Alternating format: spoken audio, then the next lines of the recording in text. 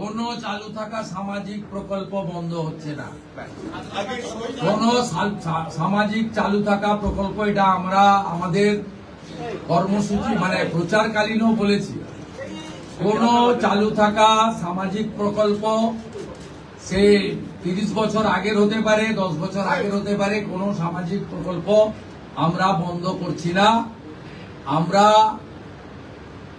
Paperless অফিসও করব, আমরা সমস্ত পোর্টালগুলোকে আপডেটও করব এবং সমস্ত বেনিফিশিয়ারি ডিবিটির মাধ্যমে, যেটা নরেন্দ্র মোদীজির নেতৃত্বে দেশের সরকার করেছে, ডাইরেক্ট বেনিফিট ট্রান্সফারের মাধ্যমে হবে এবং সবটাই স্বচ্ছতার সঙ্গে হবে। আপনার প্রশ্নের উত্তরে আমি পরিষ্কার বলে দিই, যে স্কিমটার কথা আপনি বলেছেন, আমি শুধু ওই স্কিমটা নয়, চালু থাকা কোন সামাজিক কল্যাণকর কর্মসূচি বন্ধ এই সরকার করছে না, কিন্তু ট্রান্সপারেন্ট স্বচ্ছতার সঙ্গে সেগুলো হবে।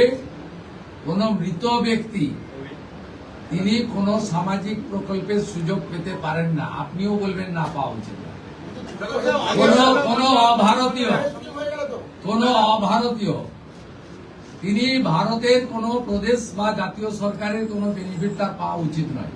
অর্থাৎ আমার প্রশ্নে, আপনার প্রশ্নের মধ্যে আমার সব উত্তর আছে।